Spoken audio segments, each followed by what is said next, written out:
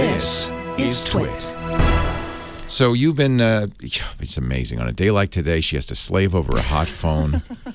What do you, but you've be anywhere else. You've prepared some fine callers for us. Yeah, we've got Paul in Houston. He's going to Croatia, and he needs a recommendation I on cell love phone Croatia. service. Talking about Game of Thrones, that's where a lot of it's filmed, is in Croatia. Is it? Yeah. Awesome. Hey, Paul, Houston, Texas, where they laugh when we say it's hot here in Northern California. Yeah, it's a little warm today. It's about 94 out right now. Yeah. So. But what's the humidity? That's the key. Oh, in the Gulf it gets hot and wet. Yeah, hot and wet. Well, it's good to have you on, Paul. Thanks for calling. What can I do for you? Well, long-time listener, and I just wanted to give you a quick call. My wife and I are going to Croatia on Saturday, and we both have AT&T phones, and when we went about 3 years ago, they stuck it to us. Oh, yeah. And I'm just so I'm wondering, what is the best? Should we go get a new SIM card, like a T-Mobile? What's the best game in town? We're going to be there about a month. Oh, see, okay, so that impacts it. So AT&T was really influenced by T-Mobile. Remember a couple of years ago, T-Mobile said, you know what, we're not even going to charge you when you go overseas for data. It'll be a little slow, but you'll get data in most of the world. You'll get free international texting, and then the calls will be a little more expensive, but not as bad as they used to be. The thing is, nobody makes calls. Data and texting is all you really need. The problem is if you get a SIM in Croatia, you will now have a Croatian phone number. So it's usually cheaper to buy local data. The reason data costs so much is because data roaming costs so much. So AT&T has to make a deal with some company in Croatia so you can ride on their network, and then the company in Croatia charges AT&T an arm and a leg, and they pass it on to you. T-Mobile, because they're owned by the German company Deutsche Telekom, was able to make this happen because they had better relationships worldwide. But they really changed the market, and AT&T and Sprint and even Verizon, which used to be the worst for traveling, have really changed their tune. So AT&T now has what they call the International Day Pass. And for a week or two, it's not a bad deal. It's $10 a day, and you get unlimited data.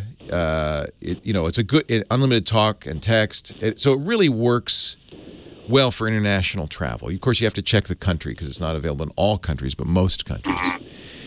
However, you're staying for a month. That makes it $300. That might be more than you'd want to pay. Right. And the workaround I did last time is I think they gave me like 800 megs per cycle. Yeah, they used to do that. We were there for a month, so I got 2 800 meg. Yeah, they don't do that anymore. They've replaced this with the Day Pass. And what I did last time is I just used Skype and rolled over to my cell phone number. So if anybody called my cell phone number, it would just ring on my Skype. Are you staying in a hotel? No, we're staying in the middle of nowhere on the Dalmatian coast. My wife family's from there, and so they've got a nice house down there. We're going to be staying. Yeah, there. That's beautiful. Well, maybe they have Wi-Fi there. See, that's a nice thing. Yeah. They do have Wi-Fi there, but just kind of, we're going to be venturing out a little bit, and that's why I was just wondering. I know you talked about the fee or the Google, and I don't know if that's like an option, but I guess for a month it's just not not very optimal. Google Fi, which is their own carrier, rides on Sprint and T-Mobile and U.S. Cellular, and they do have the same kind of it's not exactly like a T-Mobile deal. They charge you the same amount anywhere in the world. So it's $10 a gigabyte. And it's the same if you're in Croatia as if you're in the U.S. So I do use Google Fi overseas. The problem with Google Fi is you have to have a Google phone. Right. If you have a Google phone, you can get a Google Fi SIM for a month, and just pay the month. I was hoping you were telling me I had to buy one, so I was telling my wife. Oh, yeah. Sorry, you should have told Paul, you've got to buy a Google Pixel phone, and then life will be better. That's what I was get a Pixel. No, those are nice. So there's other options. You call AT&T. Is this call AT&T and really kind of work out something with them? They might. If you call them, they might say, "Okay, well, we'll give you a monthly deal on it." But listen to what they charge if you don't do this. It's $2 a megabyte. So there's a 1,000 megabytes in a gigabyte. That's $2,000 a gigabyte. Yeah. And if you're on a cruise ship, get ready for this, because they have the cruise at sea or cellular at sea thing. $8 a megabyte, $8,000 a gigabyte, and they actually will charge you that. They really will, as you know. So airlines, you ready? If you're in the air and you're using the cellular in the air, $10 a megabyte. A megabyte. That's $10,000 a gigabyte. And they will charge you. They'll send you a bill. You will get a bill that says, oh, you used a gigabyte in the air. That's $10,000. How they get away with that is beyond me. So, yeah, you should so negotiate something with AT&T. Do not just go. When you get overseas, if you haven't done that, immediately go into your settings on your phone and turn off what they call data roaming, because that's the thing that'll kill you. That's because when you get there, the phone, if you don't otherwise tell it, will just say, oh, good, I'm on Croatia Cellular. Let's just use that data, and you'll get that big bill. So turn off data roaming. Could I, by chance, when I get there, use one of their local SIM cards? You can. So, as I mentioned, you'll have a Croatia. Yes. Well, okay, depends on the phone. AT&T probably has locked that phone. So that's called carrier locking, which means you can't put another carrier SIM in there. But the good news with AT&T is you can call them and say, please unlock my phone.